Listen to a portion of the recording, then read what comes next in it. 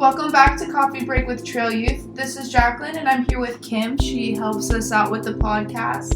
Today we'll be continuing our series Family Ties. In this episode, we'll be discussing how to be vulnerable with your guardian or child. So, vulnerability. What does it mean to be vulnerable? What does it look like? I think, in my opinion, it's about being willing to share your flaws, being willing to share your mistakes, and know that the other person isn't going to judge you or think differently or badly about you because of those flaws and mistakes that everybody has.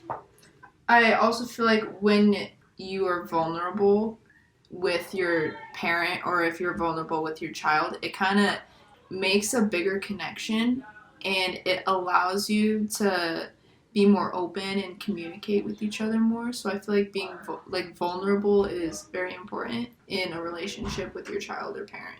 It's so hard though, because I also feel like it's like the chicken or the egg, right? So it's easier to be vulnerable if you have a good relationship, but being vulnerable helps make your relationship better.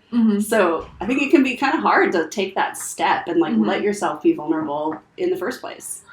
I feel like as a teen, if being vulnerable with my parents, sometimes I'm scared if I'm put in a situation. I feel I just have a fear of being punished for whatever reason. If I said something mean to somebody because I was in an argument, I feel like I'd get yelled at. I know that's probably not true, but it's just a fear that's there. I also feel like I would sometimes waste my time because sometimes my parents don't understand why I think it's such a big deal. And I feel like my feelings can be minimized sometimes because it's not as big of a deal to them as it would be to me. So in middle school, I had my first real argument with somebody. I didn't hate anybody up until this one girl was super mean. And I feel like once I went to my parents for it, they kind of assumed it's it's just middle school, you'll be fine. But at that time, yes, I was a middle schooler or whatever, but it was my first actual drama that I've ever occurred with. So it was a big deal to me at the time, but I feel like my feelings were minimized because it just wasn't a big deal to them. Which is funny because as a parent, I sort of feel the opposite. My teenage son has expressed the same thing where he feels like he's going to get punished if I find out about his mistakes or whatever, but there's been a couple of instances where he's made some pretty big mistakes, and then it turned out that he didn't get punished, and we actually had some great conversations and came to an understanding and moved forward without punishment. But still, he has this fear, and he's doesn't feel like he can open up to me and be vulnerable, and I try to sympathize with them and not minimize his feelings, and my teenage daughter as well, and make sure I don't minimize their feelings. But then they tell me, my daughter especially will tell me, well, things are different nowadays, Mom, so you just don't get it. Well, that could be true in some cases, but in other cases, if I have my first heartbreak, you've already been there, you already know how to get over it. If I open up to you, I would want for you to open up to me and tell me how you got through your first heartbreak. Because, if I'm, super sad, got, a relationship just ended, and I only have, my friends to give me advice, maybe they haven't had, a big breakup, but you, living more years going through high school and college. Are you calling me old? What? No, I'm calling you experienced. Oh, okay. I'll accept that. So you being experienced, you know how to, hopefully you kind of know how you got out of that rut, and giving me advice will help me. Sometimes there isn't any advice to give, too. I mean, when it comes to heartbreak, like you were saying, I remember my first heartbreak, and it really was just a matter of time.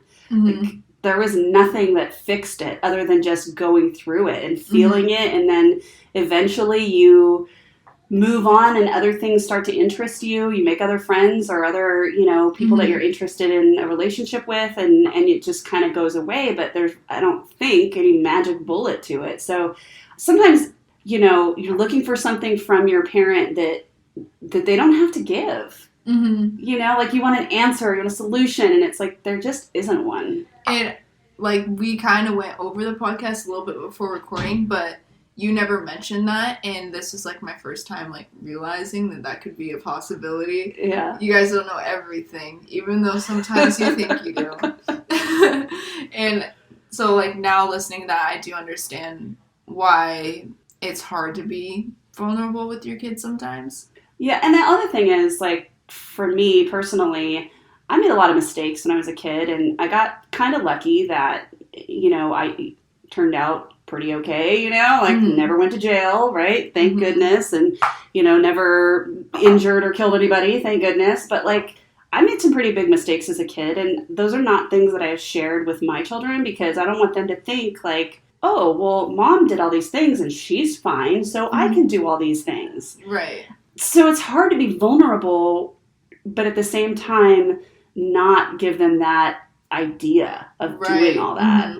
I also feel like other ways parents could be vulnerable, not just opening up and sharing all of like experiences you've had, stuff you don't want to tell us, but also just simple as asking about how my school day was. And it's okay to take this answer sometimes, but if I say, oh, it was fine, sometimes I hate that answer.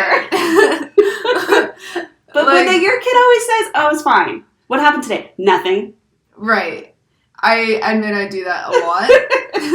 But sometimes it's like, it was a really bad day. I don't want to like just start ranting about it. But if you ask me, are you sure it was fine? Then I'll like let loose. I feel like, don't do this all the time, but every once in a while, if they just say it's fine, maybe ask one more time. Or even if you haven't seen my friends come over for a while, ask how they were doing.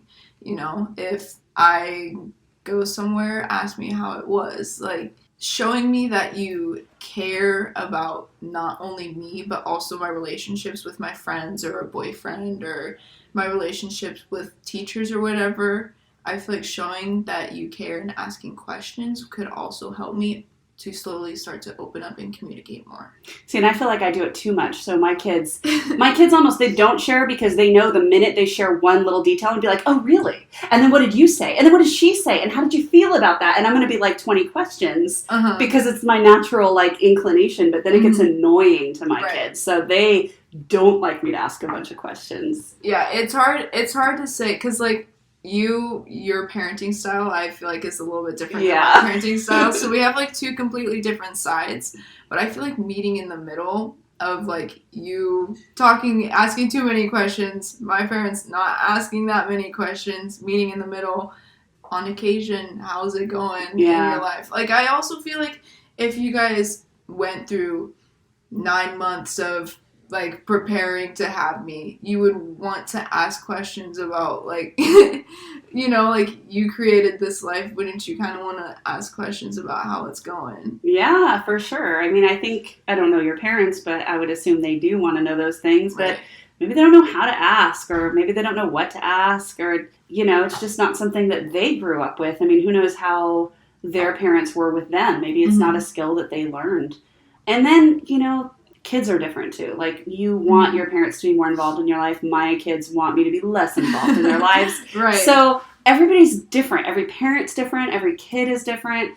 Maybe we just need to like give each other a little breathing space and know that like we're all trying. And there is no one size fits all perfect answer. It's hard, and it's constantly changing. Relationships and vulnerability is constantly changing with how much you feel comfortable opening up and sharing with somebody else. And I guess we just have to trust that like our kids and our parents are doing their best. Right. So is there anything that like parents can do to help teens feel like they can be more vulnerable with them? Like I said, asking how it's going, not being too nosy. I don't mean nosy, but not being too... What are you trying to say? Just don't ask like too much, and like, because there's the term of like helicopter parenting, where you're like tracking everything, like their location, all this stuff. We're not supposed to do that? Well, it's okay, but I mean like, oh, what exactly did you do? Give me like the schedule of everything you did. It's like not helicopter parenting, but kind of like plain, like slide in, ask the question, whatever. I also think still like give advice, give as much advice as you can Yeah. through, because like you said, sometimes there's no advice you can give, but when you can, and if it seems like I want you to give me advice, give it, because I feel like there could be awkward questions, or you know, like the birds and the bees or whatever. Yes. Super, like, there's going to be awkward conversations like that. But I feel like those are very important in being vulnerable and communicating and opening Yeah, up. let me just tell you the look my son gave me when I asked him about, hey, you're not having sex, are you? Yeah, he didn't like that one. All right, so that concludes this episode on Coffee Break with Trail Youth. Be sure to join us on our next episode as we continue to discuss family ties. You can find us on Facebook at The Trail and Instagram at Trail Youth Coffee Home. Don't forget to like and subscribe. Make sure you check us out on our website at trailyouth.com.